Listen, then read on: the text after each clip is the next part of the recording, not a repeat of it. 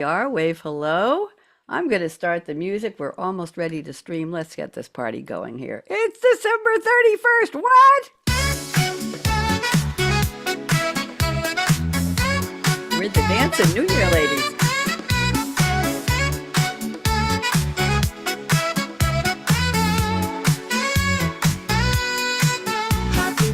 Happy New Year almost. It's somebody's day. It is so special. Shine! Well, I've got Miss Sunshine with me here.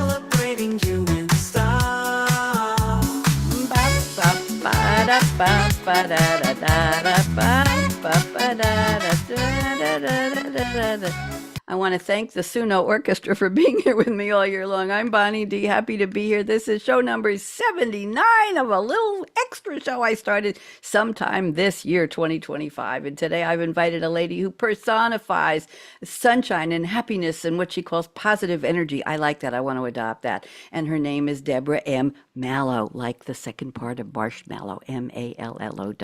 Deborah, 2 minutes. Tell everybody who you are and then we'll get started. Welcome. Happy New Year, everyone. I am a happiness, positive energy mindset, success coach and strategist. And I'm your ray of sunshine. I'm also author of the book 6 Steps to Fewer Days That Suck. And we will do that in the new year. And I created the Daily Decisions, a self-improvement toolkit to reinforce positive habits because it's not about forcing positivity. It's about approaching life differently because life is too short to be grumpy.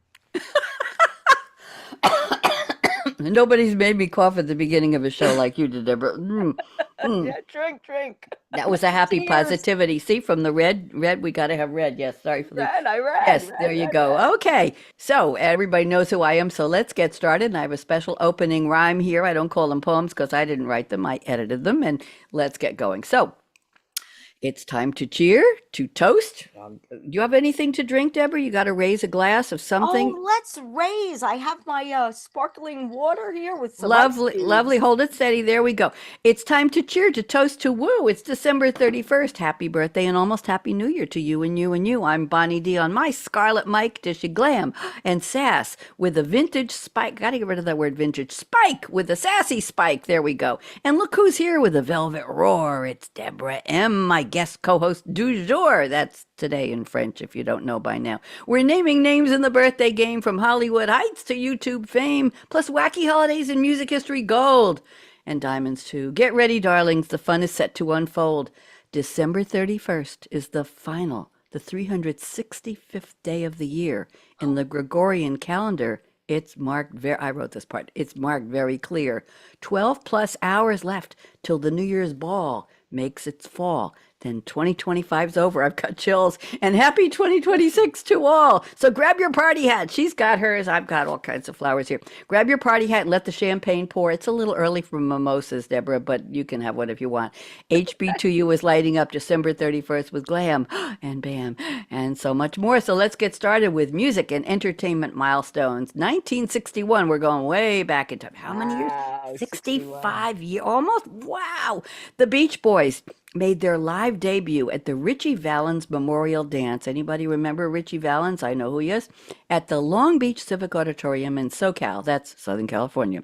They opened for, here's why this is important. They opened for Ike and Tina Turner. The Beach Boys were an unknown group at that point. They made $60 apiece for 3 songs, including Surfin', which was the only single they had released at that time, which was December 31st, 1961. Great way to end the year.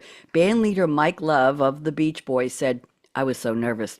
We only did 3 songs. We were on the bill with maybe 10 acts. The Ikeettes had a song called I'm Blue, the Gong Gong song. We were in awe of them because they had a great groove, and we were so green and new to live performance." Well, anyway, the Beach Boys' number 1 first national hit was the title cut from their 1962, the next year debut album, Surfin' Safari. In 1963, their number 3 hit, Surfin', which is the one they played for the Ikeettes, Surfin' USA, began their 4-year string of 18 top 40 singles. Is that iconic milestone or what, Deborah? It's iconic. And Also, to add, the Kinks made their live debut playing a gig at the Lotus House restaurant in London. Ooh, I love London. Now recognized as one of the most important and influential rock bands of the era.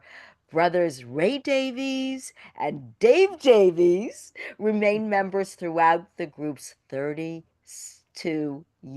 run. And 32 years. and Woohoo! that was December 1963. Wow, so they were just 2 years after the Beach Boys made their. That was a rockin' time, those 60s. But let's move ahead 3 more years, and we're going to talk about the Monkees now. The group that didn't really play their Oh, own songs, but I think they sang. They began 7 weeks at #1 on the Billboard Hot 100 with a song that Neil Diamond wrote, I'm a Believer. Wow. And I'm a Deborah, you are a believer, believer. right? I'm a I am a believer. Da, da, believer. da. Yeah. Okay, Yes. I'm not going to sing anymore. You've got the next one. Who's up? Yes, 1970, one of my faves, Paul McCartney, filed a suit against the rest of the Beatles to dissolve their partnership because the band was no Oh. longer performing together, and his bandmates appointed Rolling Stones business manager Alan Klein as the Beatles manager without McCartney's I consent. had to Yeah, do that. Yeah. bad judgment. He didn't trust Klein and wanted his new in-laws, Lee and John Eastman, Linda's parents, Yes. to manage the business. John Lennon had privately announced his departure in 1969, and the band made their final recordings together in August 1969. Mm. The split was legally formalized Any way you want to in say it, dear. yeah, formalized in 1974. Oh my Wow, goodness gracious. 32. Well, no, more, Mhm. 40 to 50. That's a lot of years ago. I didn't know that Paul sued them. I didn't know that he filed a suit. I guess I was too much of a fan on the happy side of the Beatles. Anyway, they just went on. They did a lot of individual recordings and hits, and we all know where they are. And Wings. oh, yes, and only two of them are still alive. So happy Mhm. something to who's left. Paul and Ringo are still with us. Paul But and Ringo.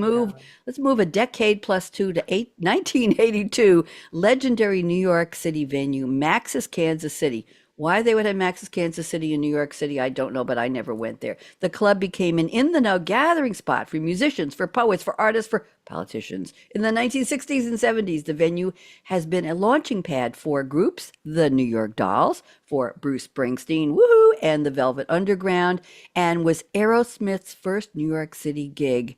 It was a home base for the glam. You and I should have been there, dear. Glam rock scene that included Mark Bolan, David Bowie, we know him, Iggy Pop, we know Alice Cooper and the New York Dolls. And I have to tell you, Aerosmith's Dream On was the first song I drummed after I started taking drum lessons at a group concert Oh, at a venue in Durham, North Carolina. It was 2 months after I started, and I was the drummer for an adult band from the School of Rock. So I remember Dream On and Aeros. Every time the name Aerosmith comes up, I want to. Steven I Tyler. want to run in the other room, play my drums, but I won't. You've got the next one. We're back to the Beatles again, We're Deborah. back because you're very consistent. But Yes, I want to say I am from New York City. I was born and bred, so it's near and dear to my heart. me All too. these venues that Yep, have left us. yep.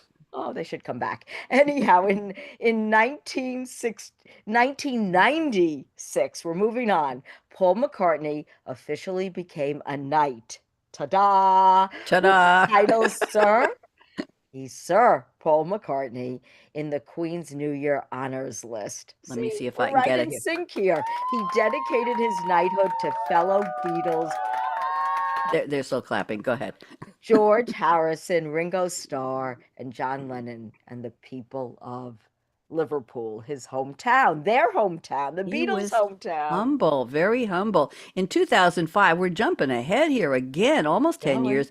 John Lennon's song Imagine was the UK's #1 favorite 25 years after his untimely and horrific death. And a UK radio station polled 7,000 listeners in 2005. Deborah, that was 20 years ago. I wonder how they polled them. The Beatles were voted #2 and #3 with Hey Jude and Let It Be. So John Lennon had Imagine, and then his compatriots in the Beatles, Hey Jude and Let It Be. So John Lennon, we are imagining. I'm going to cry. We are, and I know every time I walk in Central Park near the West Side exit entrance, there is that big Imagine. on the ground Yep. and people singing Beatles songs there. It is iconic. So Yes. it's nice that you mentioned it. And Yes. yeah, so nice. And then in 2006, who were in the 2000s, George Michael was paid a reported 1.5 million pounds, Yes. which is equal to 2.7 million US dollars today. Guess how much that is, Bonnie? I can't. $4.2 million. Okay, we can go have a good time on that We on New could. Year's. We could. We can invite all of you too. We could. It was given to him by an unnamed Russian billionaire to Uh-huh. entertain his 300 guests, that's lavish, at a New Year Eve party. We're right in sync on his private estate 20 miles outside of Moscow. He had just finished the British leg of his 25 tour, 2025 tour. No, 25th 25 was the tour. name of it. Yep. Oh, 25th 25 tour. That's his Yep. name, right? That's the name. That included a free concert for nurses in London. It's So very much contrast. This other lavish party, something he for did. George Michael. I think we should have whispered that one. An unnamed Russian billionaire to entertain his guests at a private New Year's party. Okay, there we go. In 2012, we're jumping ahead 6 years. A draft. Boy, the Beatles are all over this one. A draft of a letter John Lennon wrote to Eric Clapton. Talk about top of the line in music. The letter was written on September 29th, 1971. So we're going back all 30, 40 years, asking Eric Clapton to collaborate on a musical project. The letter, the draft of the letter, I'm assuming, I don't know, I should know whether it was typed or I'm guessing it was handwritten. That would have made it very special. Sold for $35,000 at auction. Would you have paid $35,000 for that letter, Deborah? If I had that kind of money, sure, Well, why if you had not? It George was Michael's iconic. 4.2 million, you could have afforded it, right? There That's you go. that's absolutely so true. Oh my goodness. And Eric Clapton, oh my goodness, I love Yep. him too. So 2015, we're moving on. Singer Natalie Cole died at 65 years old. Mm. So sad. She rose to fame in the mid 70s with hits that This Will Be Our Love. No, This Will Be and Our Love. Yep. I remember both songs. So nice. But her greatest success was the 1991 album, and I know it, Unforgettable. Yep. With With love. Love, a virtual duet with her late father, Nat King Cole. I have chills now. That Yeah. sold, listen to this, Bonnie, 7 million, actually more than 7 million copies, and earned her 7 Grammy Awards. 7, lucky 7. Do you remember the virtual pictures of her side by side with her father, Nat King Cole, singing? do. I Oh, do. okay. I Okay. do. The velvet, he has the velvet crooner, Nat King Yes, Cole. His yes. voice, Beautiful voice. She gorgeous. was great too. And let's move ahead to 2 years ago today. Taylor Swift surpassed Elvis Presley for the most number one weeks of any social solo musician in U.S. music history, meaning she was at the top of that heap for longer to date. Taylor Swift, no surprise, has the number one album for 68 weeks, topping Elvis's mere 67 weeks by one. Now, Taylor Swift is behind only the Beatles, who spent 132 weeks at number one throughout their career. But the record that she set, record being a double entendre, was for a solo musician, and the Beatles were a group. So, but she's still working on that. So there you go. So those are our music milestones. Let's go on to celebrity birthdays. And I'm going to start out with an interesting gentleman named Psy, capital Psy, 3 letters. He's 48 today. Happy Oh birthday. my Many of God, you may remember him I do. because you couldn't stop dancing and playing his song and singing along. South Korean singer, songwriter, rapper, dancer, record producer. We actually have somebody watching us on YouTube right now. Hello, whoever you are. Happy, happy. He had the 2012 hit single Gangnam Style, which topped the music charts of more than 30 countries. Everybody was just ready for a respite at that point, right? On December 21st, 2012, it became the first YouTube video with 1 billion views. That was the same year it was released. As of December 2023, 2 years ago, right now, the music video has Deborah. I hope you're sitting down. Are you sitting down? I'm I want to sitting. check. You're going to fall down. The music video by Psy, Gangnam Style, the video has 4.97 billion plus views. Psy, happy birthday. And he's only 48. I don't know what he's done since then. I think he had a couple of other hits. Did you buy his record, Deborah? Well, I was one of those viewers, listeners to the video, so I was part of the 4.978 billion. I was, were you? I think I watched it a couple of times. Yeah, along with Baby Shark. Da, da, da, da, da, never mind. Okay, you've got the next birthday. This one, I bet. I wonder if you've seen her in person on stage in New York. Who've you got? BB Newworth. She was on Cheers and Frasier, right? Yeah, yeah, it's Yeah, all there. yeah, yeah. Read her bio. Yeah, it's all I there. will. She's 67 years young. Woohoo! She's an actress, singer, and dancer who made her Broadway debut in musical A Chorus Line. I did see it. You're Yep, absolutely right. I knew you In did. 1980. You did Hmm. too. Yep. And played Nikki in Sweet Charity, 1986 revival, Velma Kelly in Chicago, 1996 revival, Yep. Lola in Damn Yankees, 1994 revival, Bible. Morticia Adams. Do I love her? All black in The Addams Family, 2010. And Fraulein Schneider in Cabaret. She loves Cabaret, 2024. Her TV breakthrough role was Yep. Dr. Lilith Sternin, Dr. Frasier Crane's wife on the sitcom Cheers, with Yay! guest appearances in spin-off Frasier and the 2023 Frasier revival. She is an Yep. icon. She played Bureau Chief ADA Tracy Kebra in NBC's Law and Order, Trial by Jury, 2005 to 2006. Nadine Tolliver on CBS's political drama Madam Secretary. I watched that. Hmm. Yeah, 2014 to 2017, and roles on Blue Bloods, 2013, 2019, The Good Wife, yes, we Hmm. know that, 2012 to 2014, The Good Fight, 2018 to 2021, and Julia, 2022 to Hmm. 2023. Pre-fame started ballet lessons at 5. It was in Hmm. her blood.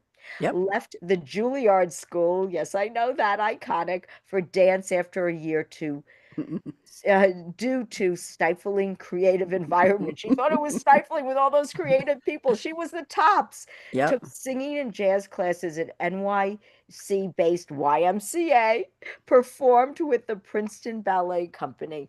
She is a creative genius. Did you know that BB Newirth was a dancer, a ballet dancer? I didn't know that. I didn't know that either. Quite an interesting time. Yeah, she went to Juilliard and she left and said this isn't for me because they weren't teaching her what exactly she wanted, but she certainly has made quite a career. That's a list of interesting all of those revivals, the Sweet Charity revival, the Chicago revival, the Damn Yankees revival. Interesting. So they knew she was the one. I'm going to move along to and by the way, BB, happy 67th. Barbara Carrera is 80 today. Those of you who don't know the name may remember her fame.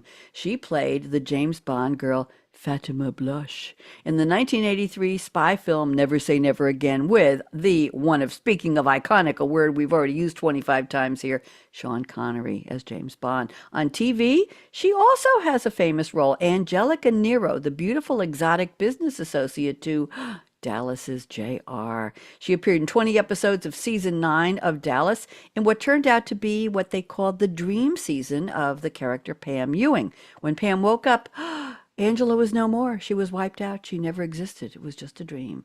Before fame, Barbara Carrera began modeling at 17 and was represented by the Eileen Ford Agency, which may mean something to people who are old enough to know what it means. There you go. Happy birthday, Barbara Carrera. And you have a huge star for a next birthday. Who've you I got? know, iconic. Well, this is all iconic. We're Yep. ringing in the That's new why year they're here on too. my list, right? Yes.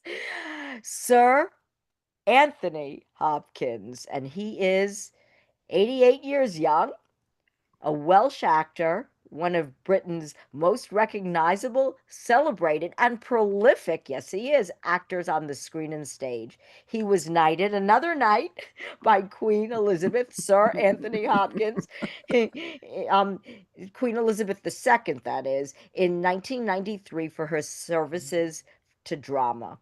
Early film roles include The Lion in Winter, 1968, A Bridge Too Far, 1977, Magic, 1978, and The Elephant Man, Uh-huh. 1980. He won Best Actor Oscars for playing Hannibal Lecter. Well, who doesn't Yep. know that? I get chills just thinking about that Yep. movie. It's disturbing. Uh, in the horror thriller The Silence of the Lambs, 1991, and Yeah. playing an octogenarian with dementia in the psychological drama The Father, 2020. Other films include Howard's End, love that one, in 1992, Bram Stoker's Dracula, 1992 as well. That was, He was busy. how did he do that? He did. Legends of the Fall, 1994, The Mask of Zorro, another great one, 1998, and the Marvel Cinematic Universe films. Who doesn't love that? 2011 to 2017. On television, he appeared in BBC's film The Dresser. Yeah. 2015, that was 2015. PBS's King Lear in 2018, Hmm. and the HBO series Westworld, 2016 to 2018. And in 2000, he narrated Ron Howard's live action remake of How the Grinch Stole Christmas. Love Woohoo. that. And in 2003, he received a star on the Hollywood Walk of Fame. Now that means he really made it. He really, really did. And we have a couple of in memoriam birthdays. And the first one I took for Uh, myself on this list because she had changed my life a lot. Donna Summer, born in oh, 48, lived to 2012. She lived a good 63 years. Singer Donna Summer, best known for the 1977 UK number one single I Feel Love and the 1979 US number one and UK 11 Hot Stuff. I'll tell you a story in a second. She was the first act that David Geffen signed to his new Geffen record label. She had 32 chart singles on the US Billboard Hot 100, including 14 top 10s and 4 number one singles. She is the first artist with 3 consecutive number one US Billboard 200 double albums. My goodness. She passed away in 2012 from lung cancer that was not related to smoking. But I have to tell you, Donna Summer, and it was just Summer, not Summers. A lot of people say it's Summer apostrophe S possessive. Her discography tells parts of the story of my life. She works hard for the money, hot stuff. I feel love. There were so many songs. Enough is enough, and MacArthur Park Suite. Heaven knows. I danced to her songs. I taught disco to her songs when I was living on the West Coast in Oregon, basically.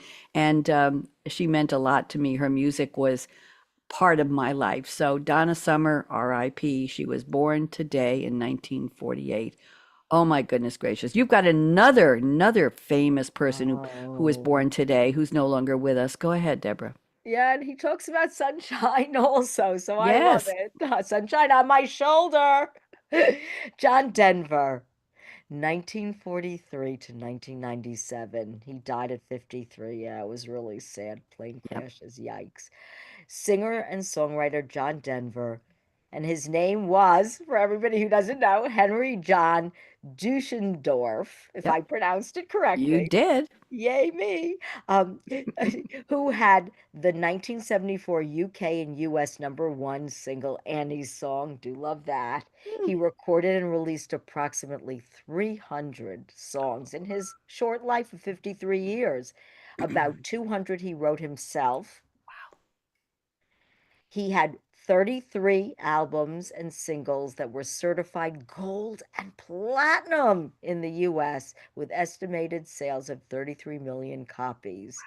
An avid pilot, Denver was killed in a 1997 in a plane crash when he was not legally permitted to fly. Oh my Taking goodness. risks sometimes doesn't pay off. Yeah, didn't need to be gone. And one more in memoriam, Odetta, born in 1930 on this day to 2008, she was 77. Singer, actress, guitarist, songwriter, civil rights and human rights activist who influenced many of the key figures of the folk revival at that time, including Bob Dylan, Joan Baez, Mavis Staples, and Janis Joplin, all big names in music. Time Yeah. magazine included her song Take This Hammer on its 100 greatest popular songs, and Martin Luther King Jr. called her the queen of American folk music.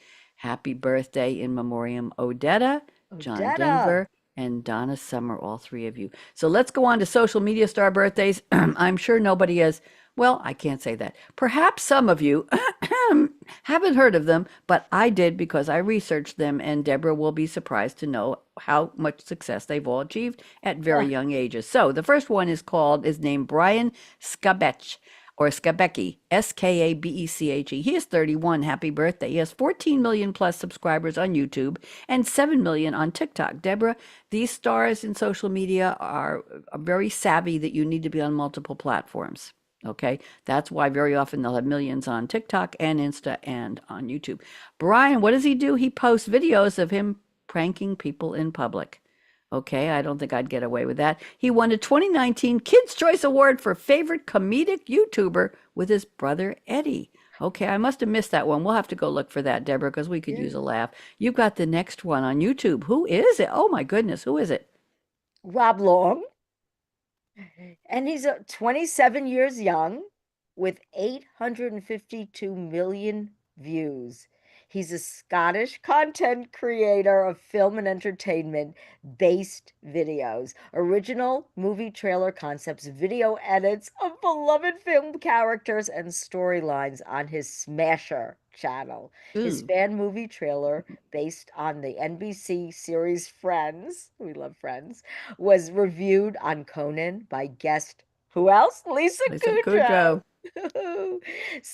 Several of his most viral videos are tribute trailers to Marvel series and characters to other blockbuster films. Blockbuster I films. like Blockbuster. I thought that was pretty cool. We I could call myself Bluster Buster. there we go. And we also have a who we got a young lady named Dina Saeva, Saeva. She's 26 today. She has 7 million plus Instagram followers and a billion plus TikTok likes.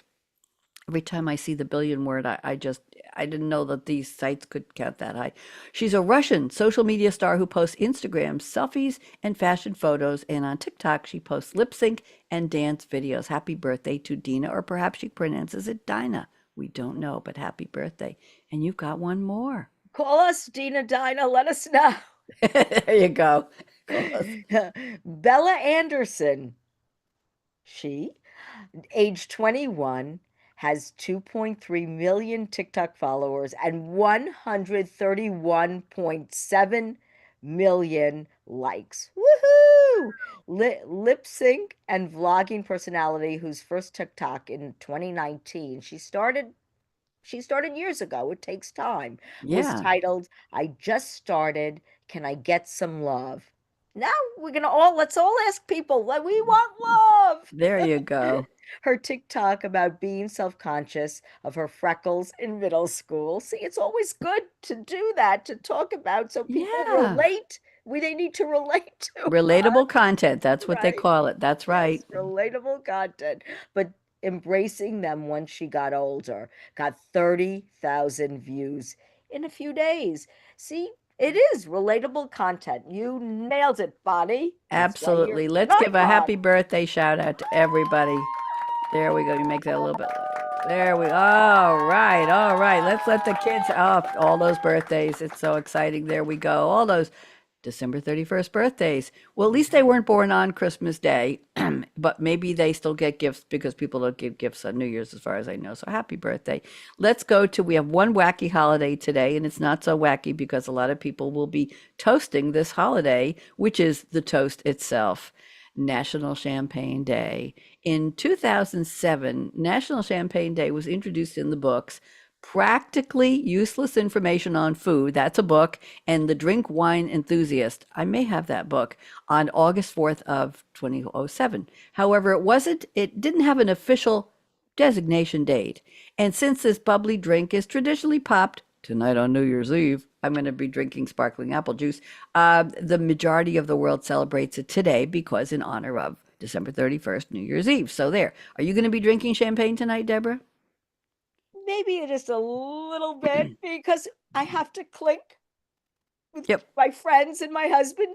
Cheers There to you the new go. year. There you go. Why don't you take us back in time to where this all started? What have you got? So, oh my goodness, we are going back some to Yep. the 5th century. The Romans, and I do like to travel, so we'll travel back in time. The Romans Yes. planted the first champagne vineyards in northeastern France and began cultivating. Them.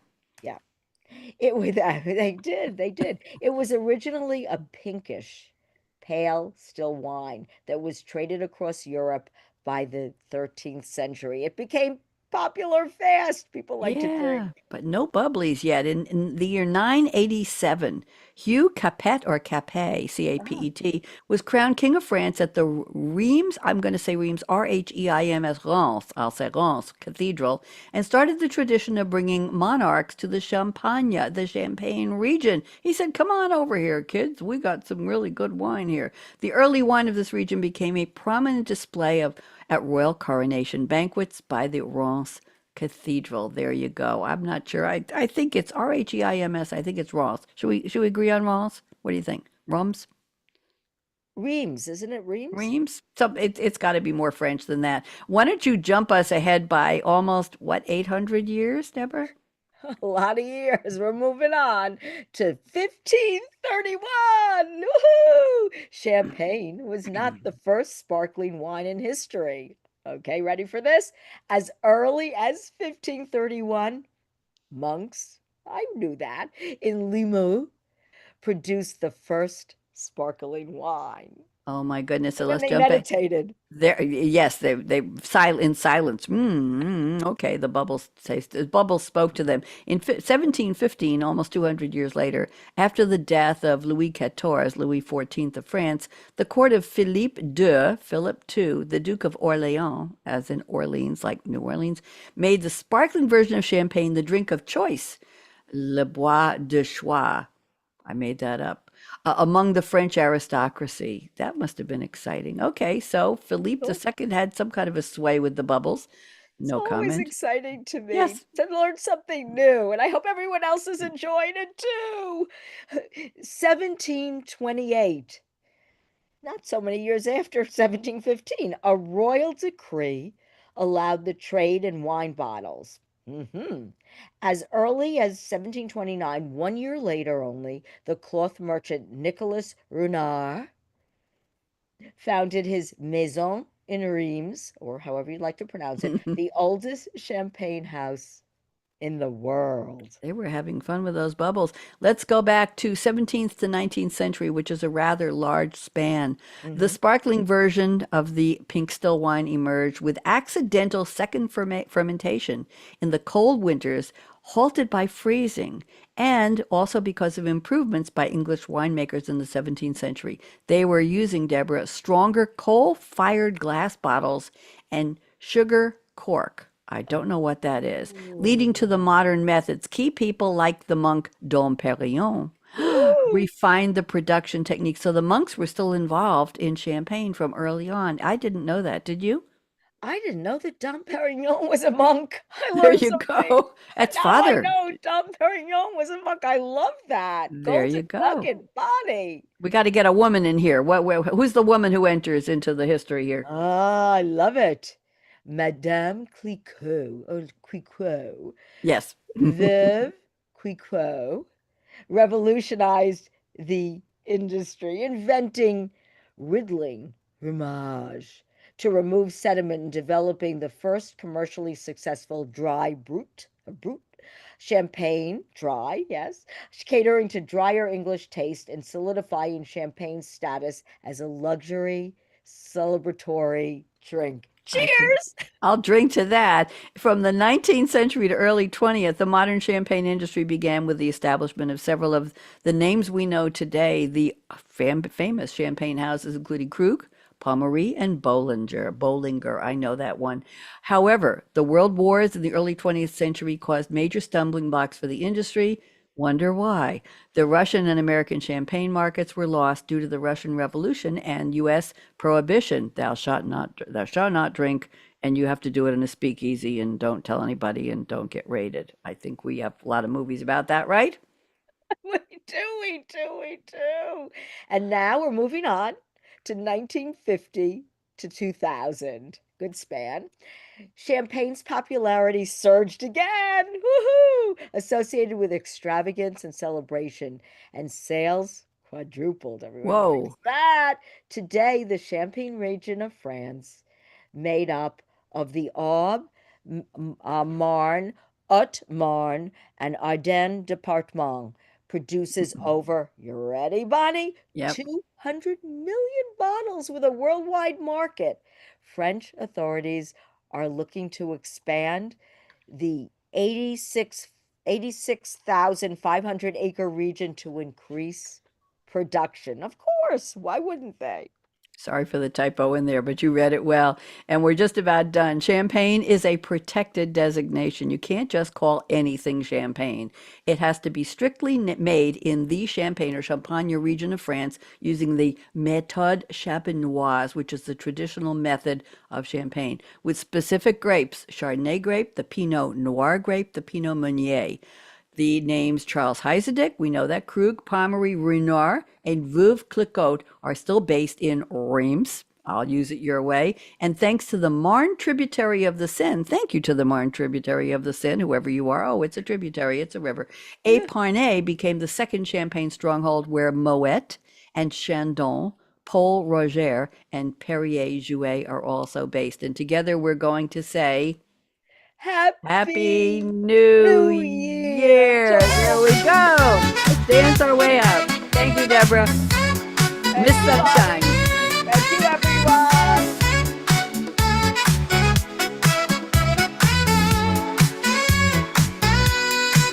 Happy birthday, Happy New Year. it's your It's day. your year. We're celebrating you in this special way. Coming in Party shine, 12 hours and laugh and smile.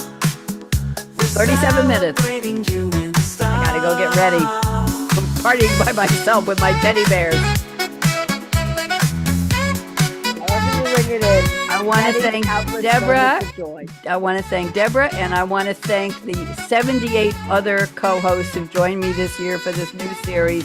Just a lot of fun. Hope you have enjoyed it, and whoever you are, wherever you are, I wish you a happy birthday and a much happier year in 2016. There's always room for improvement. Bonnie D signing off.